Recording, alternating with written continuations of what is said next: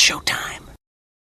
BS and Beer Media in association with STWF TV, the podcasting network. We present to you the Frenemies Fantasy Football Podcast.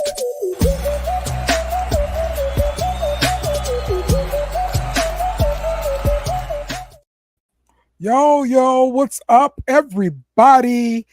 It's Dale. This is the Frenemies Fantasy Football Podcast, and my guy Tim in the building. What's up, Tim? What's up, dude? Hey, could you maybe not introduce that you're on the show so quickly? You want to keep people around a little longer. They might leave as soon as they hear your voice. Yes, that's typically how it works. But, I'm on so many shows here. I would think people are used to me just coming on, saying crap, and just moving along. So that's what I think. You're used to the torture by now. Yes. Yeah. Yeah. That's right, man. How you doing, man? I'm doing pretty good, dude. Doing pretty good. Like the first week of retired life, huh? Yeah, being lazy for the rest of my life now. It's pretty nice. Yeah. Technically retired now, 43. It's pretty good. So not all of us get there. Living the life, Tim. Living the life. Now let's see. Spending the rest of my days working on my business only. Retirement's paying all the bills. I'm working on the business. It's gonna be great. Yeah, man. Yeah. That's how you do it. That's how you do it. So what about you, Dale? How's your week? Oh, today I got broke because I had to get some stuff fixed on the car. You got took. It took me all my money. It took all my money. So yeah, I'm broke again. That happens every time. What was broke this time? So yeah, it'd been running hot. So like water pump, belt. What I did to get fixed. So yeah. All right. Yeah. Well, later.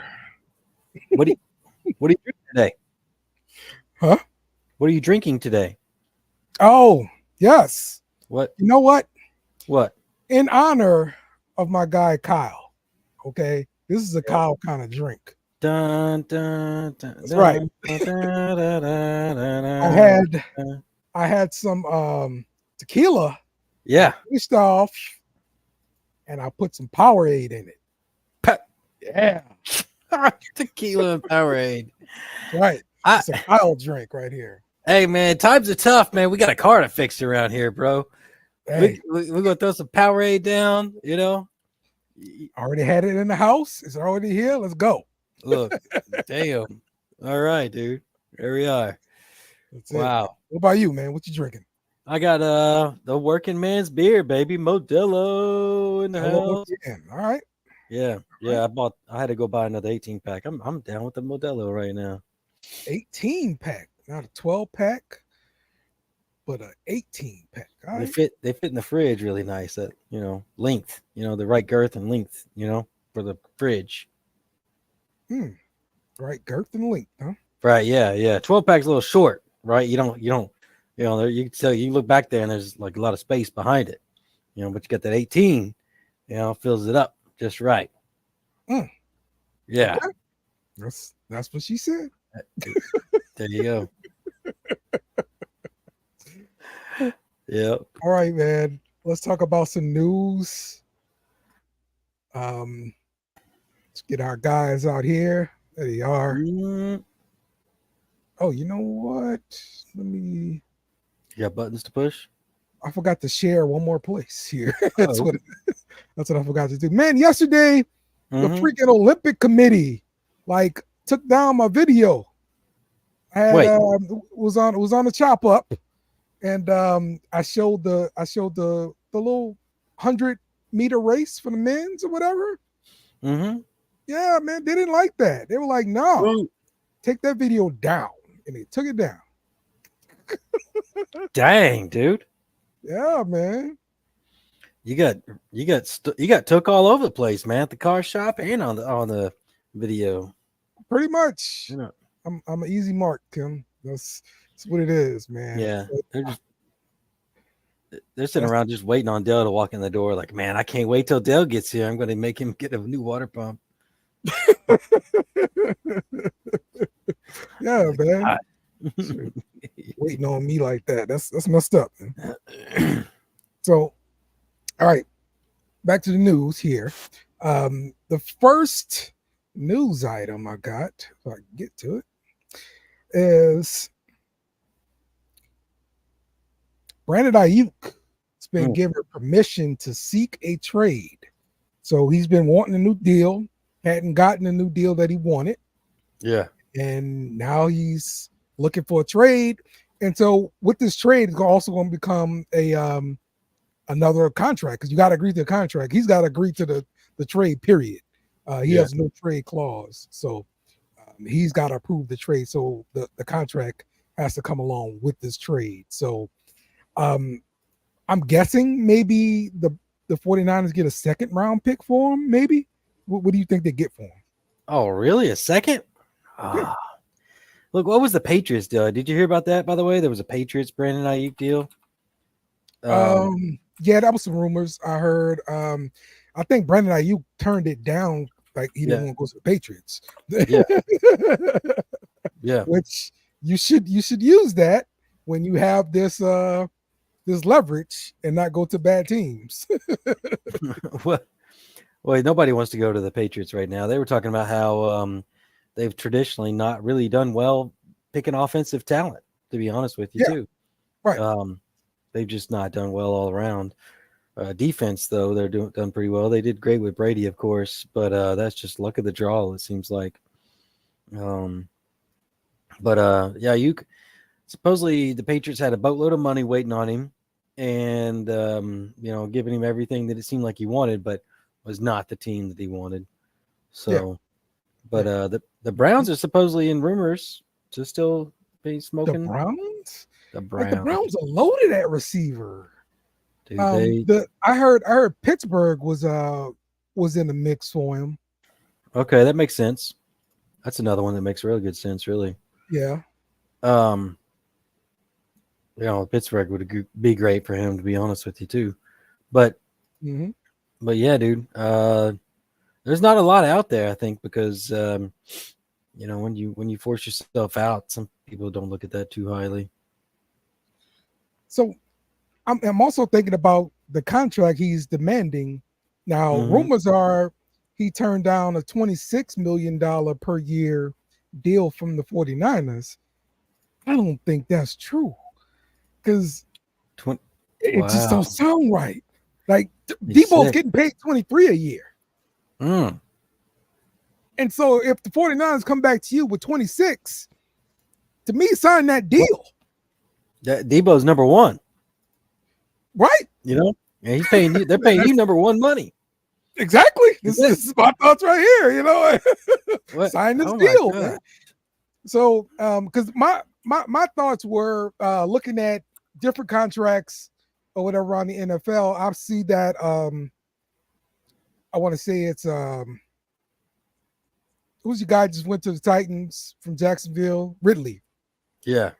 He signed the deal this year. His was $23 million a year. And I mean, I get he's a little bit older, but to me that sounds about right for Ayuk too.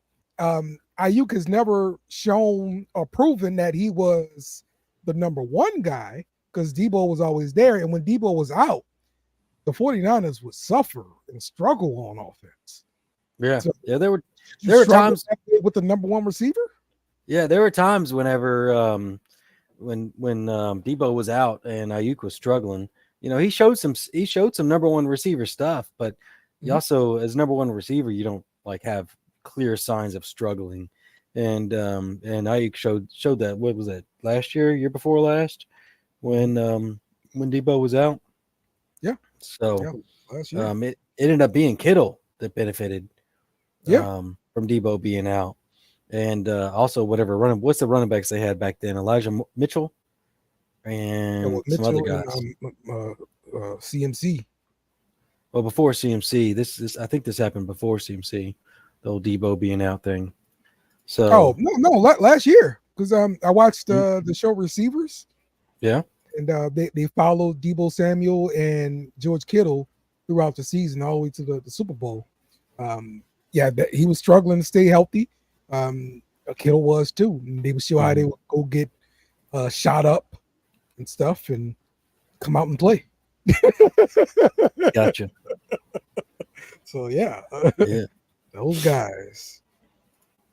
So, it'll be interesting to see where he lands. Pittsburgh can make sense, and to me that would boost their offense a lot. I wish the Saints were in the mix. Use another receiver, and I know somebody like Craig does not agree. Okay. Yeah. So was that your can't even face? I mean, right? He just thinks we're fine at receiver, bro. We're not. Yeah. On the same level as T. Higgins. Good question there, Anthony. Do you think he's on the same level as T. Higgins?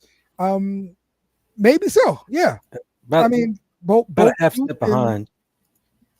And they're both like those number 2 receivers peaking at number 1 or whatever.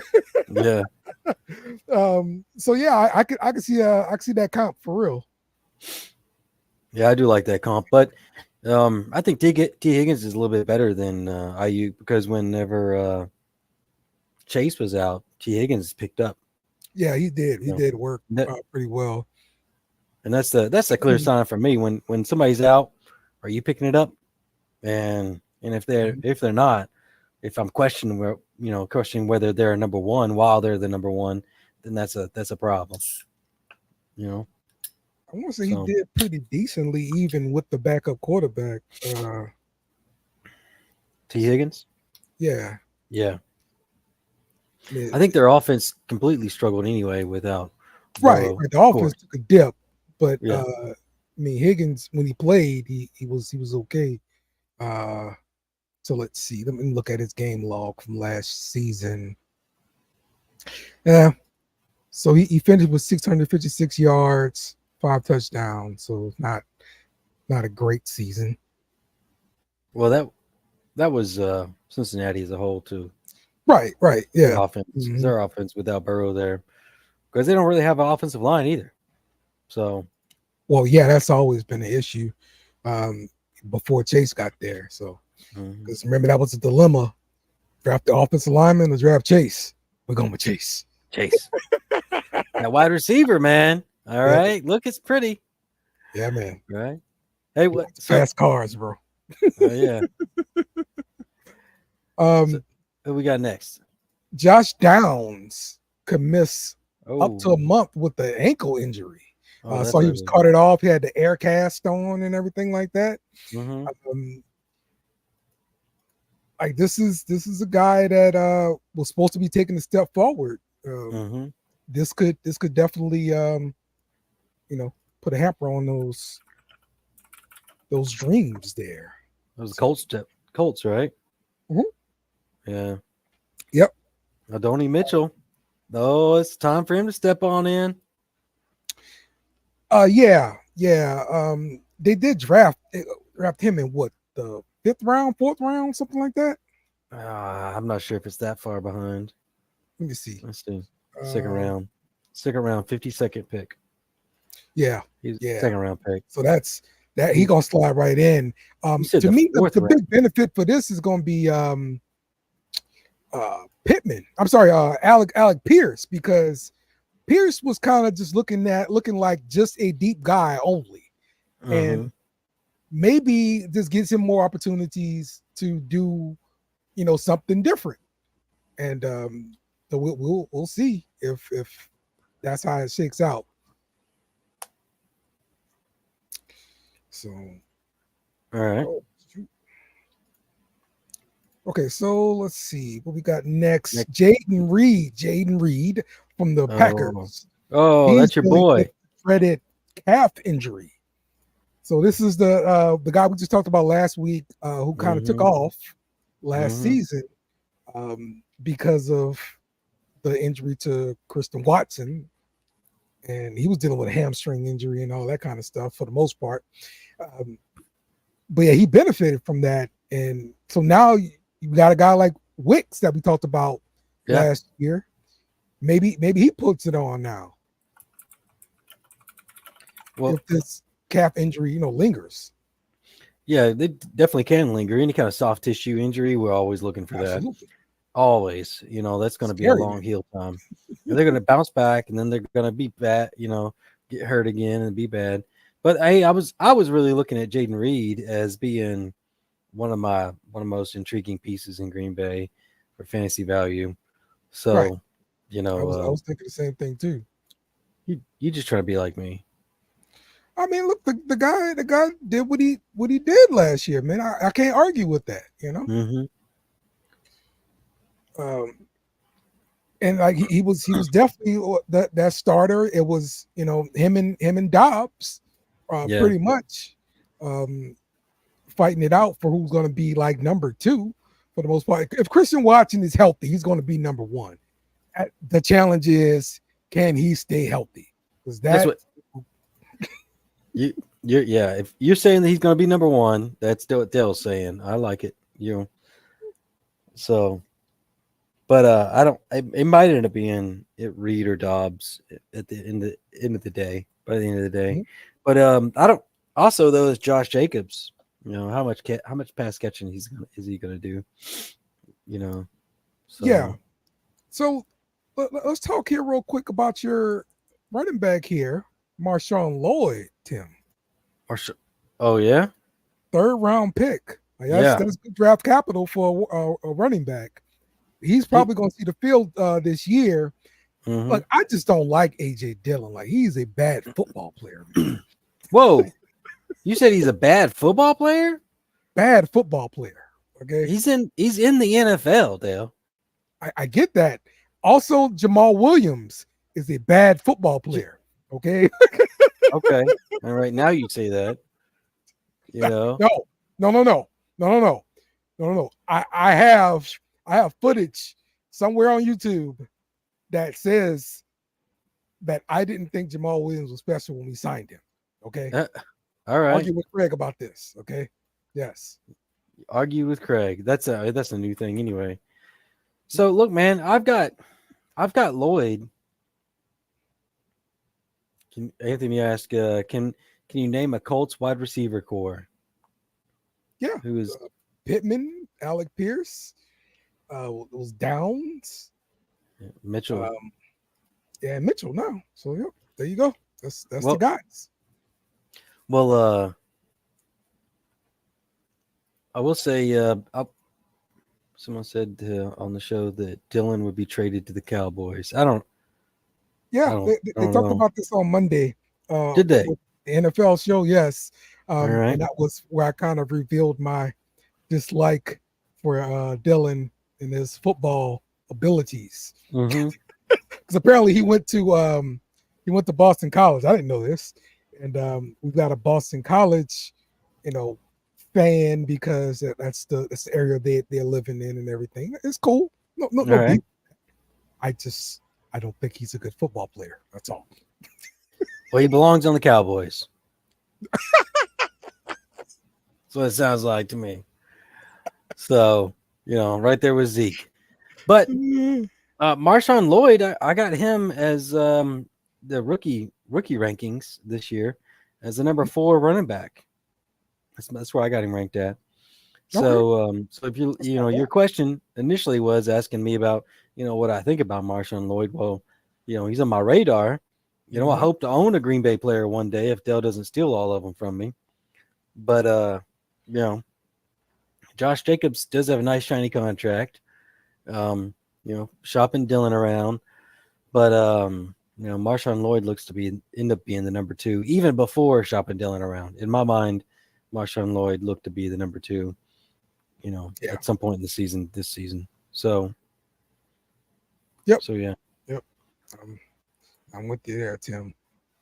What we got next on your list Rondale Moore was carted off the field for the Panthers. Oh, this is the guy that wore the air cast. They got carted off the field. Rondell Moore. So the Panthers, Rondell Moore. So what did you think about Rondell Moore just as a player? Rondell Moore, he showed some spots, man. I was interested in him for a pickup when he was with the Cardinals. What was it, the Cardinals? Yep, yeah, that's it. Well, but yeah, dude, I was interested in him, and I had him for a little while, I believe. He looked sharp, but it kind of fizzled out a little bit as Kyler Murray came back. Looked like he had a connection with one of their backups during Murray being out. It may have been what's his name? Damn, what's the Space Kid? The Rocket Kid, you know what I mean? No. Damn it, man. Come on, Tim. Who are we talking about? The Rocket Kid. The quarterback that studied rocket science. Oh, yeah. I see his face I see his face. Who's that? The Rocket Kid. Like you're narrowing things down. I'm the Rocket Kid, Tim. You should just know things. The Rocket Kid. Come on, chat. All right. All that. Yeah. This happens every time I put the microphone on. He went to the Vikings too. Yes. Yeah. Bald-headed guy, big ears. Joshua Dobbs, Tim. There Come on, Tim. Dobbs. Dude, gosh. Come on, Tim. I'm forced to work with him. Y'all see that? Well, yeah, I think he had a good connection with Dobbs. Mm-hmm. Uh-huh. I felt like you were yelling at me where the car key's at. I don't know, Ma. Where'd I put my car key? I don't know, Ma. Where the car key? I don't know. I didn't touch them, Gosh. Yeah. It kind of felt like losing my car keys. So yeah. Or losing my glasses. Yeah, you're that old. You're that old, Dale. Listen, when I lose my glasses, I can't find them without my glasses. So I got a good pair of old glasses. Oh, damn. I start the Fred Sanford draw and find a pair of old glasses. That's what I got to do. Oh. Yeah, man. All right. And now we finally have some good news here, as we do have somebody coming back from actual injury, which is always exciting. And if I can find that drop, here we go. That's right. Back from injury, Mike Williams. He's activated from PUP. Mike Williams is getting started up, y'all. So trade him right now while you can. Because he gonna get hurt again. Hey, look, man. Throw Rodgers a bone, man. He needs everything he can. He's getting old, man. All right. He's got some receivers, though, man. He can't complain about his receiving core. No, he's going to always find something to complain about. He's a diva. He's a diva quarterback. Yep.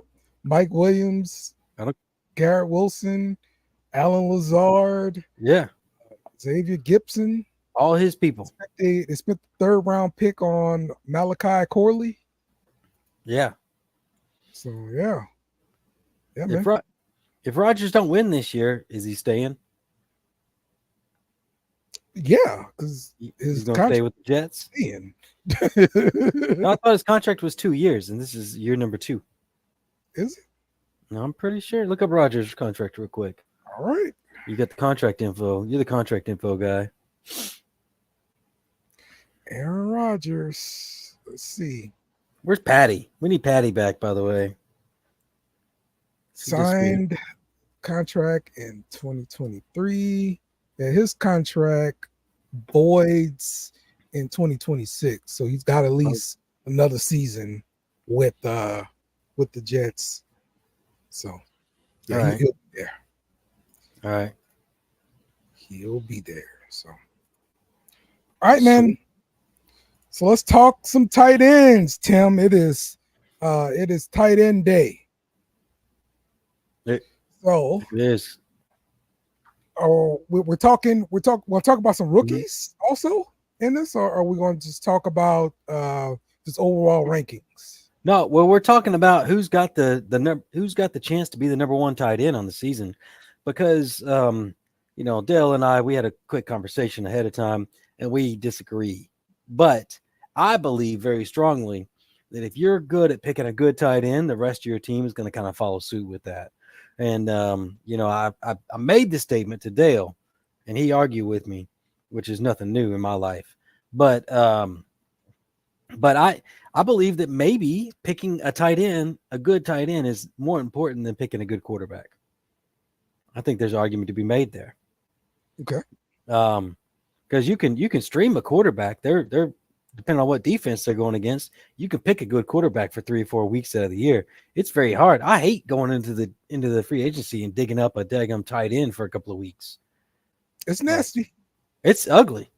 It's nasty. Wow. It's ugly. So if we can help you guys as our listeners to like pick out what tight ends to go after and which ones to get, you really want to end up getting that guy that's like mid-range. You don't want somebody too low in ADP, but because you're probably not going to get somebody that's going to work out. And then you also don't want to pay too much for somebody. In the past, you could initially draft Travis Kelce in the first round, and that would still be a good scenario to be in because he was just that valuable.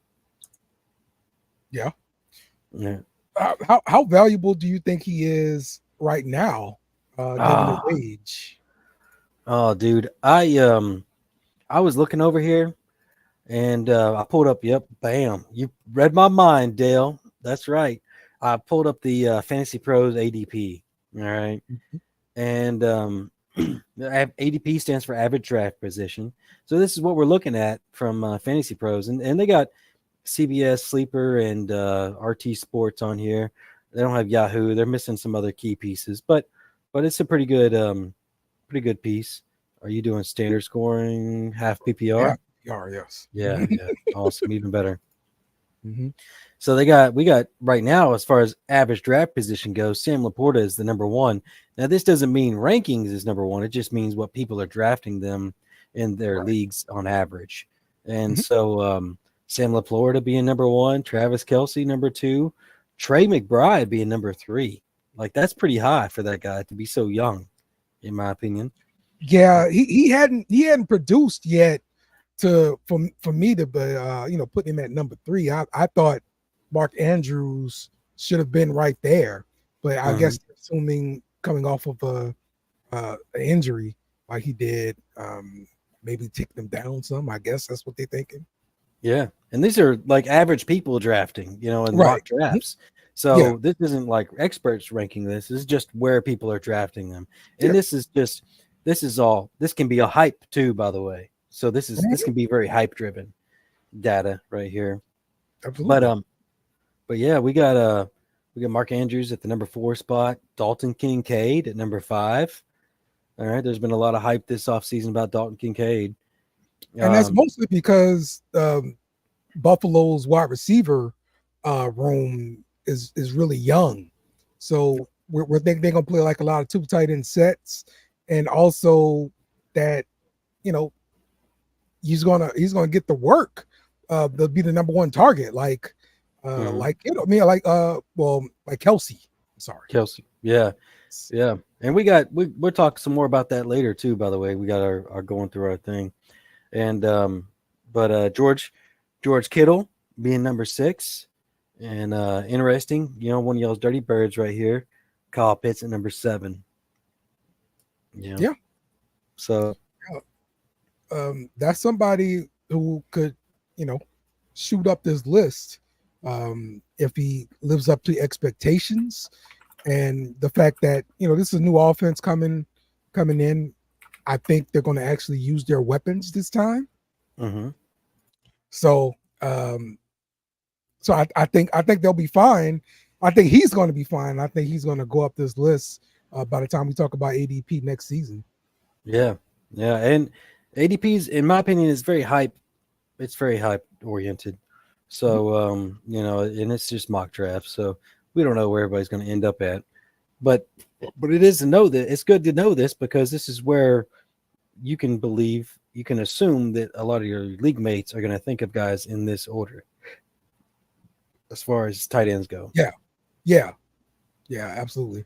This kind So of gives you a little bit of a predictor as to what's going to happen in the draft. Although, some leagues are a little bit different. You kind of know your league, um, yeah, especially when it's coming to running backs. My God. yeah, and if your league has a ADP like list, the site that your league is on, Mhm. then use that, because also different sites have different rankings for different players. So you want to, your league mates are probably looking at those players on that site, because they're going to be lazy Yeah, and just look at whatever's easiest, not yes, whatever's I'll the be best. familiar with those rankings. Yes. Yeah, and so it's going to change site to site. But let's get digging in, man. I'm ready to kind of talk about and discuss who's going to be our tight end, who's going to potentially be our tight end number one next season, this coming season. Well, I mean, just kind of continue down this list a little bit, Tim. Yeah, TJ Hawkinson is like dude, really low. dude, Now I yeah. understand he's got a quarterback issue with Sam Darnold being the quarterback in Minnesota, Mm-hmm. but do you think? I mean, for a tight end though, like I don't know, man. Like Yeah. quarterbacks love tight ends. I think they're easy to throw the ball to, Yeah. and he's Okay. such a big target. Well, I don't have him ranked very high this season. Okay, Anyway, um, I got Hawkinson in redraft. I got him ranked 14th. And so by the if way, this is the issue with Hawkinson, does Justin Jefferson get affected greatly? well, let me answer that question, Dale. Let me get on over here, buddy. Jefferson I got him ranked number 5 though. Mm, Yeah. Yeah. okay, so So, it's definitely the number one guy, but he's ranked number 5 here. Okay, yeah.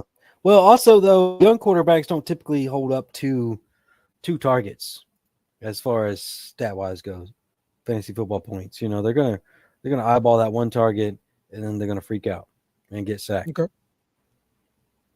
Sam Darnold, he sees ghosts on the field. We already know that.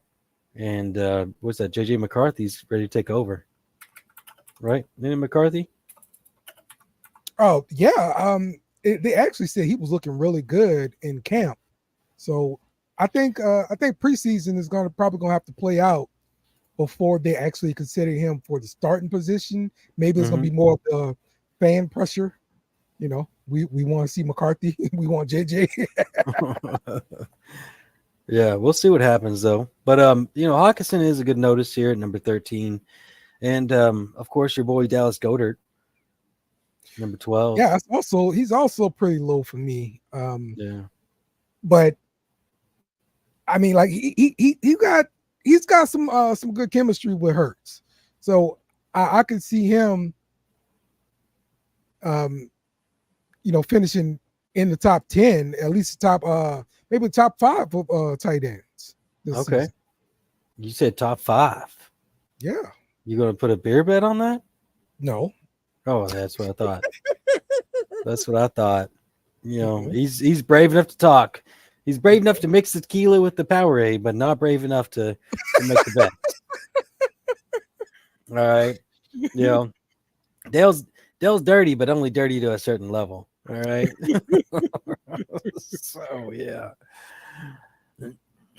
I mean, how much do you think the results at the end of the season will shake out like this? Oh These no. No. I put a 10% value on ADP and what the outcome is. ADP for me is a gauge on what the hype is. Yeah, I got you. That's all I look at this to gauge what other people are going to do, what they're thinking. I don't look at this for my own draft. I don't do that. Okay. So I go to my own rankings, and so like let's see here, our redraft rankings. I still got Kelce as number 1, Laporta number 2, Andrews 3, Bride 4, Kincaid 5. So, but George Kittle at number 7, which I probably think is going to be the best value. What's Kittle's spot? Number 6. ADP, yeah, number 6. Yeah, ADP is 6. Yeah, so that's probably going to end up being their sweet spot. My favorite little guy right there. But yeah, dude, let's argue over who is going to be the number 1 tight end for the year. All right. Okay. I mean, look, Sam Laporta. I mean, that's a pretty good bet if I'm putting money down. Well, we got arguments. Go. We got arguments in the rest of them right down here. The fors and against on the show notes. Oh, okay. Sure. Okay. So, let's start with Brock Bowers. Yeah. The long shot. Long shot is Brock Bowers for the tight end number 1 spot. Because he's a rookie. Yeah, he's a rookie, and he's in Las Vegas. You know, that's also a problem. Yes, that's also an issue. Yeah. So he's a highly unlikely candidate for the number 1 spot, but he deserves a mention because he's a great tight end prospect.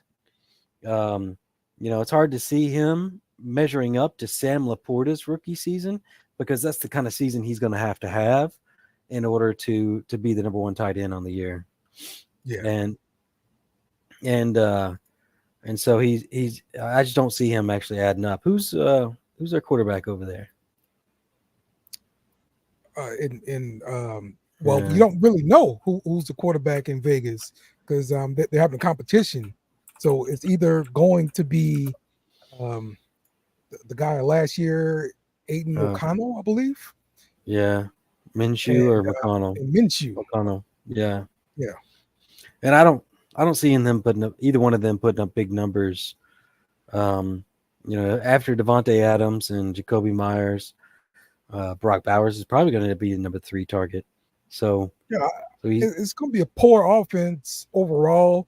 I'm kind of tapering my expectations for like Zamir White because of that bad offense. Yeah. But they still you got at running back in our league. You got to hope and pray, at least for me, because people don't just give me their good players again. I have to go try and find them and hold on to them and pray. Okay. Hey, so Zamir White, come on. I drafted Gibbs last year, Dale. He should just be better in the draft. Yeah. Once again, help. Mm-hmm. Once again. All right. So continue with the tight end train here. Evan Ingram from Jacksonville, even after we saw some targets vacated by hang on it. What's it? Ridley leaving. Yeah. Rip his name for crap. Dale can't find his glasses and he can't remember shit. All right. You're showing your age, Dale. Let's go. Yeah. Yeah. So my dark horses for the tight end number 1 spot is the beginning of the list here is Evan Ingram. And he did lead in tight end targets on the year, by the way. 143 targets. That was the most targets last year. Yeah. And 114 catches. You know what? Let me go over to the actual rankings on Fantasy Pros and see what their draft rankings. Yeah. All right.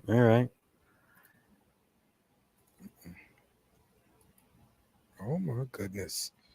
All right. Nope. How about you continue to talk while I figure out how to use a computer? Yeah, that works out.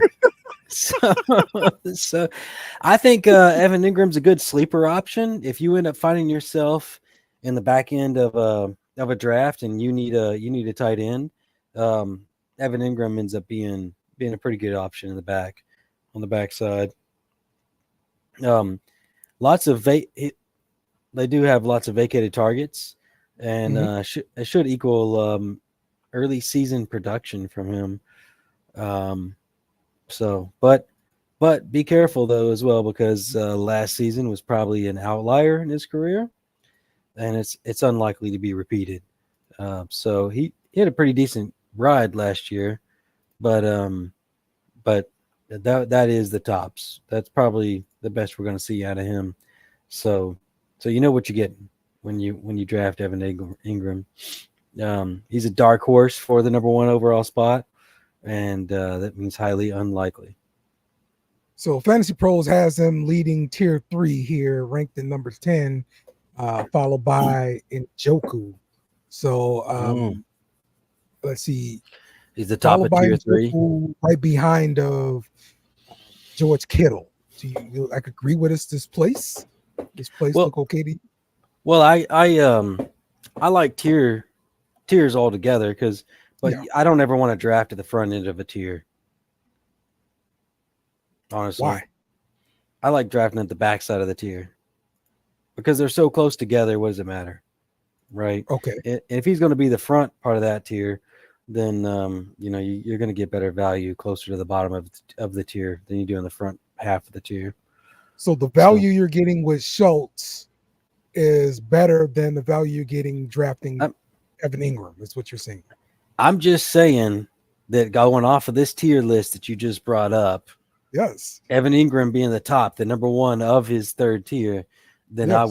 I would believe that Schultz would be a better value, or Ben Sonnet from Washington, Cole Kmet, like that range would be the better value. I like to draft at the bottom of a tier if I'm talking about draft from the bottom of the tier. But okay, but you are the guy that said before the show that tight end was more important than quarterback. And so therefore you're drafting tight end pretty early. I could be drafting tight ends pretty early, yeah. Okay. I was talking about drafting Travis Kelce first round. Remember that? Okay. Yeah, I'd have done that last year and the year before last too. That was a great strategy. So, but all this conversation, the notes that I made for the show are about, I love when Dale tries, are about who's going to be the number 1. We're talking about who's going to be the number 1 tight end. We're trying to like go in the imaginary school bus right now. All right. And Dale's just trying to destroy everything Tim's talking about. That's fine. I love you. I still love you to death. But like, yeah. Okay. Let me have some more of my beer over here. Listen, Tim, my mind it goes different places, and this is what happens. Okay, yeah. You're telling me you're going to draft this? No, dude. I'm just looking at the crap you're throwing up here on the monitor. I ain't seen that since I ain't never looked at that in my life. This is what you said, Tim. I'm just. I hear what you said. Bring the thing back up here. Don't hide it now. Don't do that to me now, dude. I'm already pissed off. Jackwagon. Oh, this guy. Yeah. Scroll up higher. We ain't talking about these guys. Get away. Oh, dude. Look, man.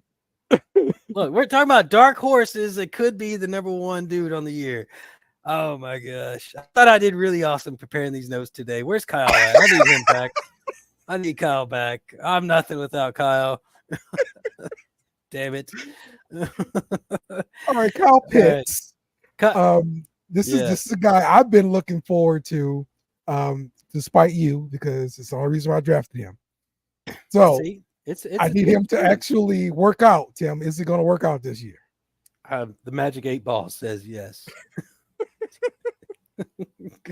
We need a clip of that now, Dale. The Magic 8 Ball doing different things, saying different crap. All right.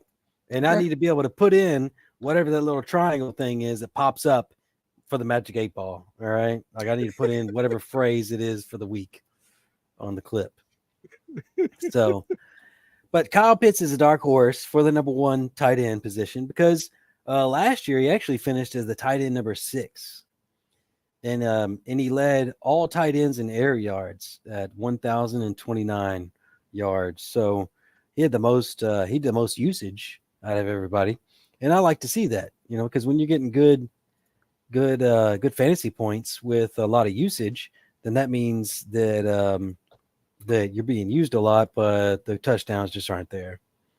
He had an average depth of target for 11.37 yards. Another good thing, Arthur Smith is gone. Yes. All right. Yes. I know. Did you, Pittsburgh fans beware, though. Yeah. yeah. And but it's a brand new system. We got brand new questions about it. Brand new system, brand new questions. Yep. So Yep. Okay, this is the only sound effect I got for the Magic 8 Ball. All right. Quit talking and start chalking. Did you hear it? Barely. Okay, no, that's really all I got. All right. We'll bring something up one day. So, okay. Our next dark horse is your boy Jake Ferguson. Yeah. And Jake Ferguson. Yeah. So I know Cowboy fans are pretty high on Jake Ferguson. I did talk to a couple of them this past Monday, and they feel pretty good about Jake Ferguson. Do you see him actually being worthy of this tier 3 ranking here, like right behind Njoku and in front of Goddard? Bring it back up. I'm not looking at what you're looking at. Yeah. Throw it back up here on the list for me. I'm working on it. Oh, so he is ranked Right. number 12 Oh, all tight ends here. I got him ranked in my list. I got him number 9. So Okay. I do like Fantasy Pros overall, guys. By the way, I like to go to them as a one-stop shop. I show everybody that place, but in my personal rankings, I got him at number 9 on the year. So he would be in roughly the tier 2 section, the bottom of the tier 2, which would be a great value. So Okay. All right. Yeah. So you like him more than Goddard then, huh? Yeah. That's why we're on the list of who could be number 1. We're going from the bottom to the top, baby. All right. Okay. And so Goddard's not even in this list yet. See. We got Evan Ingram, we got Kyle Pitts, and then we're Jake Ferguson. We're just going down the list. Who's more likely to get the number 1 tight end position? All right. And next up was David Njoku, because he did have a pretty good year, but that year most of the targets and everything came from Flacco. Am I right? And Flacco is not going to be a quarterback. Flacco is no longer quarterbacking. He's out of the quarterbacking business, as far as I know. So that's a problem, right? Njoku was the best tight end from week 7 on when Njoku took over. He had 9.2 targets a game. And he had the 3rd highest red zone targets last season, and it equaled the 2nd most tight end touchdowns at the tight end position. So he's very touchdown dependent. Yeah. It's a nice thing to have, but at the same time, touchdowns are spiky, man. I don't like counting them. Yeah, it's hard to count on touchdowns. It's you can get touchdowns just being fluky here. So being who? Who's fluky? Just being fluky. Yeah. Yeah. Just fall into the end zone. So yeah. And Watson, he's got a lot more options to choose from now that he's coming back. We mentioned that earlier, and Elijah Moore, Amari Cooper, Cedric Tillman, Jerry Jeudy. Yes, that's the other one I was thinking about. Yep. And also, like we were talking earlier, what if they get Brandon Ayuk? Yeah. What if they get Brandon Ayuk? That would be something too. But I tell you what, it's going to be a lot of pressure on Watson if there isn't already enough pressure on him right now. If they give him all those toys to play with, and he sucks still. Yeah. He likes that pressure from the backside. Tim was one of the masseuses that are in question here. Oh no, I was not. Dang, Dale. Wow. Ooh. Wow. Not that. That's pretty brave for you. But that was how much money you get, Tim? How much money did you get? That's what all $15. Not enough. That's why I'm retired now. I get to be lazy. There you go. My settlement money. There we go. There we go. It all works. Yeah, but now we're out of the dark horses. We're into like the meat and potatoes here. Okay. Right. And so on this list, I see Dalton Kincaid. Now, are we sure Dalton Kincaid is actually going to start in front of Dawson Knox? No. I'm not stating that. But I think he's going to outproduce him. Okay. I think he's going to outproduce him. So let me look at what I got for the Bills depth chart. Your depth charts always look way different than mine. On our lads, I see that Kincaid is actually listed as a starter. So yeah, he outperformed him last year, by the way. And I got some arguments in here for it. By the way, we got arguments for Dalton Kincaid and against. So, last year he made an immediate impact in Buffalo after week 7 when he started taking over on Knox. He had 56 catches for 555 yards, 2 touchdowns on 72 targets over 11 games. Yeah, I'm having spelling problems over here. That's what we're doing. Me? Me. Yeah. You better get them glasses on, Dale. I can't find this dude on here. You're like walking around like Mr. Magoo. Dalton Kincaid? Dude, yeah. There you go. Right there, number 4. Dear Jesus, brother. I kept putting kink in there. Oh. This is the wrong show, Dale. This is the wrong show. Who? Dale's laughing. He's crying. He's like, oh, he got caught up on the wrong show. He's trying to make me a masseuse, and now he's talking about kinky stuff too. Okay, that's what I was doing, Dale. Yeah. Okay. Fantasy Pros have the rank number 4, right behind Mark Andrews. Hopefully, whatever site you're using for those kind of things, you're actually getting paid for. Okay. All right. I hope. I'm telling you, man, because we ain't making no money over here, but like over there, you better be damn making some good money, Dale. All right. Yep. Oh, even still, my argument for Dalton Kincaid here is that even after playing behind Knox, he still finished as a top 10 tight end. Yeah, that's pretty great. All right. Mm-hmm. And Kincaid seems to be molding into a Travis Kelce like role with the Bills. And then and then Diggs has left. Diggs has left the building, baby. Right. So it's a lot of targets vacated, and we'll see how many the rookie wide receiver gets. But from what I heard, he wasn't even on the starting depth chart to begin the first initial depth chart that the team releases.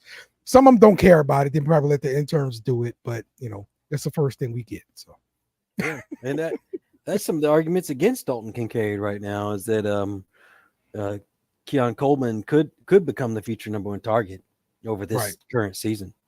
Mm-hmm. And really big guy. So yeah. And Dalton Kincaid only had 2 touchdowns last season, and has not had a single game over 90 yards. All right, he's very likely to be a top 3 tight end, but it would be a very hard push for him to get number 1 going into the second half of the season after Keon Coleman kind of catches up. We got offensive coordinator Joe Brady has a past of sharing the workload, moving the ball around. Okay. And Knox will probably get some red zone targets this year. So that sharing the ball around the field, that's one thing fantasy owners hate. But I mean, look, NFL owners love it because not one guy gets all the targets and not one guy can demand all the money. So, now Trey McBride is a guy that you've been high on for the past couple of years. What do you think about him? Well, yeah, I think after Ertz, I think Ertz had an injury last year, didn't he? Or retired midseason? Is that right? He had an injury. I don't know about retired though, because the last thing I heard, he went to he signed with the Commanders. Almost said Redskins. Oh, the Redskins. Yeah, they've been there forever. Let's see here. I'm going to look at their depth chart real quick. The Commanders.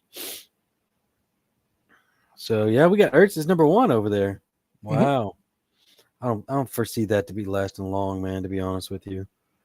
Okay. So, but yeah, after it, let's see here. Our arguments for Trey McBride are that after Ertz injury, in week 6, McBride was ranked the number 3 tight end in targets, the number 2 tight end in receptions, and the number 3 tight end in receiving yards. So that's pretty nice, right? And I think that was with Kyler Murray back, isn't that right? When did Murray come back? Well, Murray started. He came back like toward the end of the season. That was really it. So most of the season he played without Murray. Yeah. But he had an impressive 2.03 yards per route run, which suggests a high level of sustainable production. Despite a slow start, he finished tight end number 9 in total points and averaged 8.3 points per game.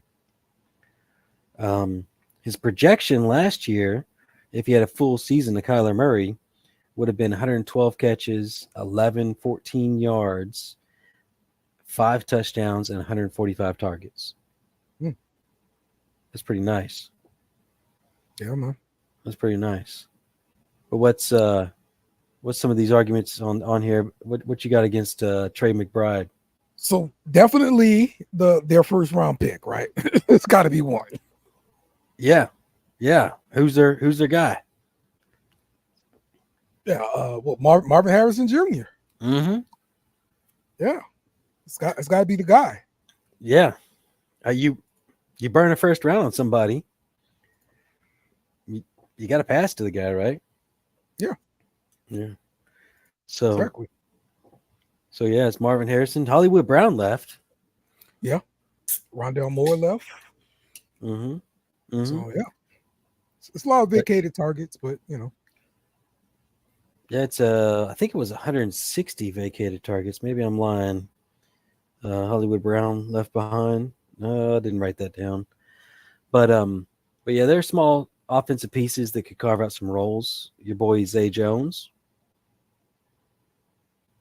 Greg Deutsch. Zay Jones takes off. And Michael Wilson. I kind of expect Jay Jones to be number 3 target overall. Okay. All right. Going down the list, Sam Laporta. That's another higher ranking for the tight ends here. He's ranked number 1. Yeah, he's ranked number 1 by ADP. So, yeah, he's the reigning tight end 1. And he tied for the highest points per game with Kelce last year. Okay. And it's the first time there's been a tight end 1, the number 1 spot overall, tight end number 1, should I say, and that wasn't Kelce or Andrews since 2015. Yeah. This is changing of the guard here. Yeah, big steps, right? So we got. So does Goff continue his play and keep Sam Laporta pretty high up there? That's hard, right? Because what do you got on the roster though? You got Amon-Ra,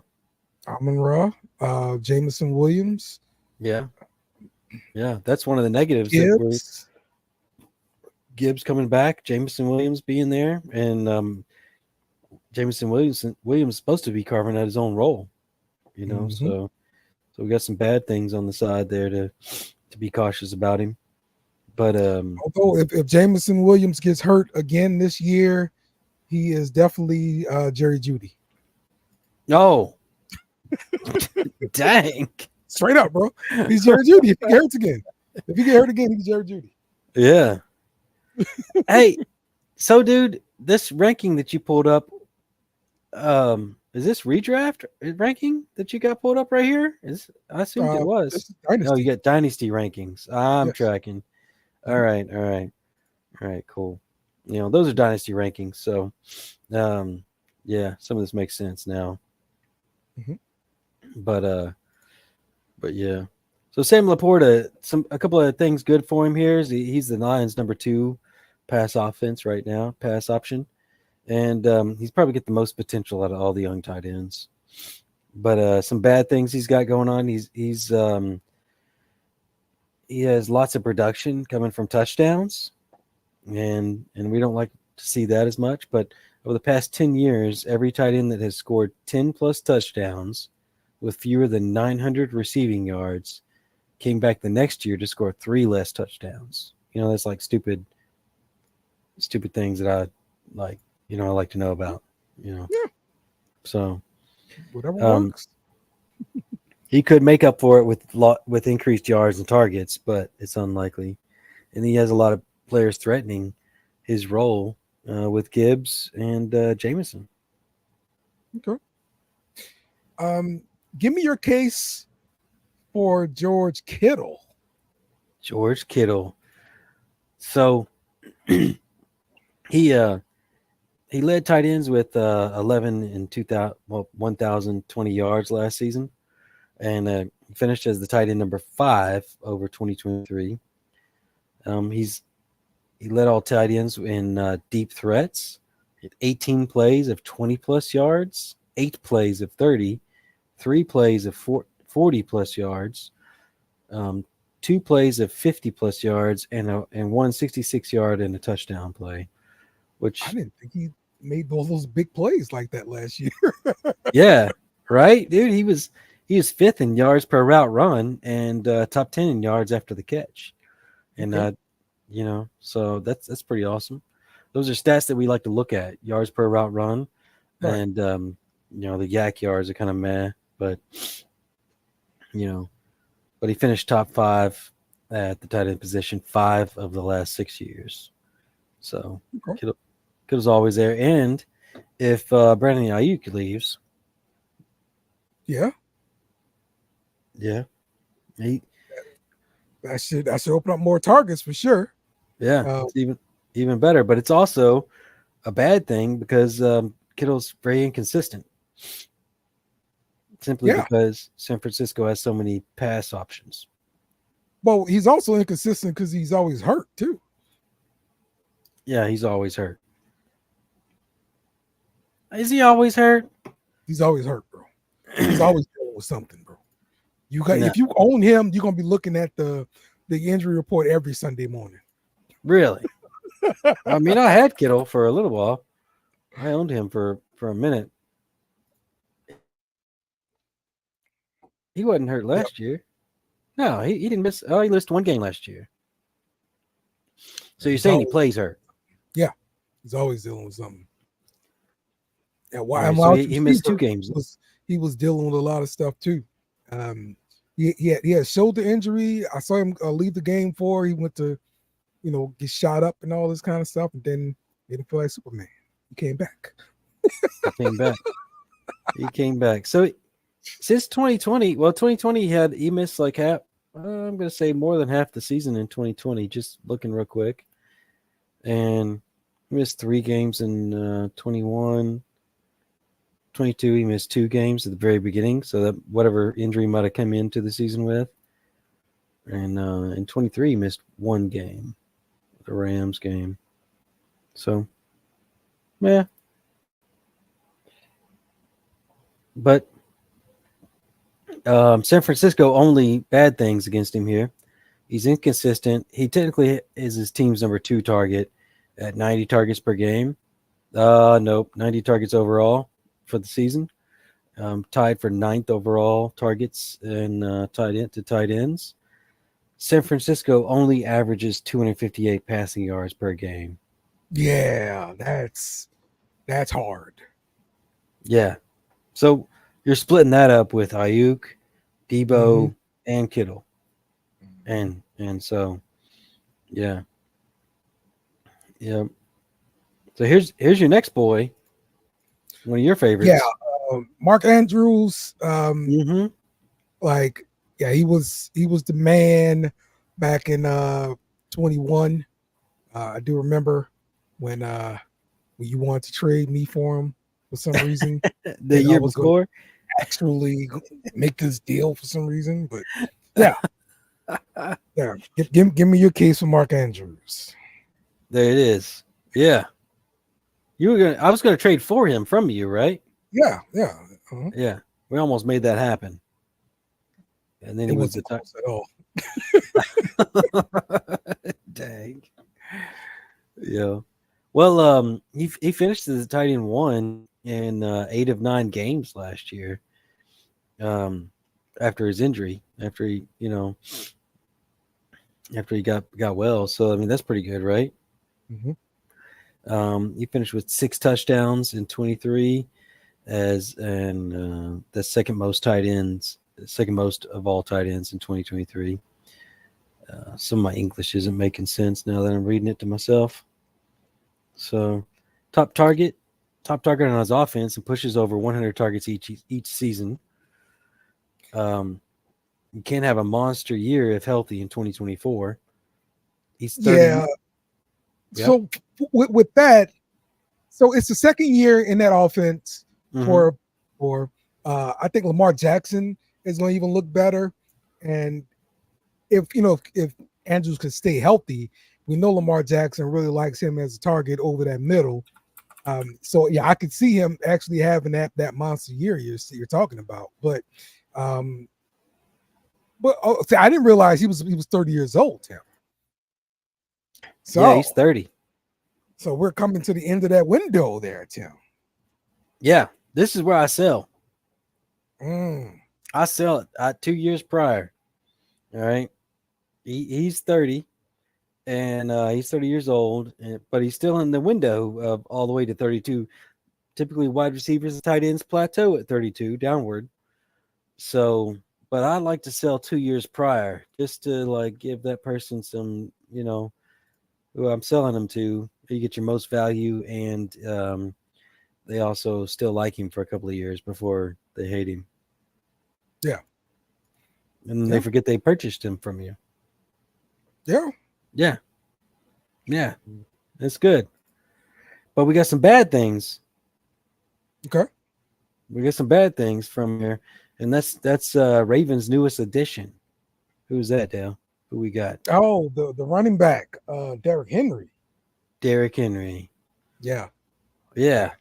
It's, Yeah. it's going to be competition for that red zone scoring between Lamar Jackson, Derrick Henry, and him and Andrew. Definitely.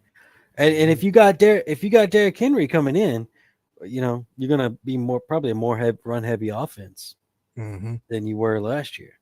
Last year might have been a little bit more pass heavy than they like, and then jumping back to being a run heavy defense. I mean, a run heavy offense, but also they have a really good defense too. Yeah, always. Always. That's a Baltimore staple. Yeah. Yeah. When you have a good defense, you don't have to score so many points to win games. Yeah, running the game and playing defense is like a prerequisite to playing in that division. So that's what you got to do in that division, or else you're gonna lose. Yeah. Yeah, dude. It's ugly. And then we got our number one. That's right. Our cover athlete for today, Mr. Taylor Swift himself, Travis Kelce. Mr. Taylor Swift. Yes, Mr. Taylor Smith. I didn't see the cover athlete thing. Was it? Yeah, I have to upload it. Give me a second. Oh, the intern. That shitty intern you got. Yeah, exactly. Too busy laughing at all the terrible Tim jokes. So, yes, Travis Kelce is indeed the number one tight end on your list here. There he is, right there. Boom. He's there he is. That's him. You got the Taylor Swift glow hands, the glow fingers going on, the sparkly fingers. Yeah. So what's your case for Kelce?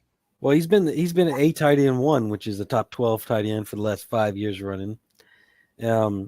He finished tight end number 3 after missing first game and taking a while to ramp up this last season. He was ramping up playing time. He was just missing a lot of playing time, nursing that injury coming back. He tied what? Father time? Yeah. He's undefeated, you know. I know. He tied Sam Laporta on average points per game.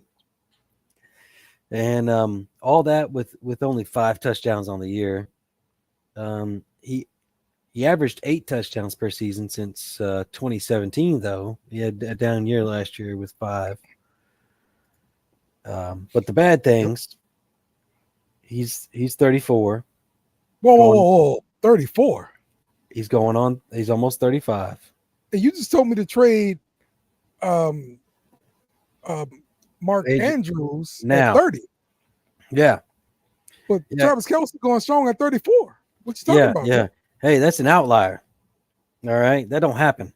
He's a unicorn. All right. So it don't happen too often. It happens though, like CMC's. What is CMC? How old is CMC? Christian McCaffrey. Let's see. You know, he's past his age too, by the way. Yes. He's 28, and that's the dead zone. 28's when we're done. We're done at running back at 28. We trade them at 26. So, but at 28, that's their plateau. So, you know, we get out of there as soon as we can, closest to 28. And Travis Kelce, you should have traded him away. You're not going to get the value you want out of him if you got him still in Dynasty. So just hold on to him from here if you still own him. But things against him, he's about to be 35. He's well past his prime of 32. And only 8.3% of all tight end ones, top 12 tight ends, since 2010 have come to be, it's come from tight ends 33 or older. So so if he does good, then you're saying he's definitely beating the curve or the data. Yeah, he's beating the data that we have on everybody else. Okay. You know, it's hard to imagine Kelce like fading like this and not being a top 12 tight end. But the days are coming. The days are coming.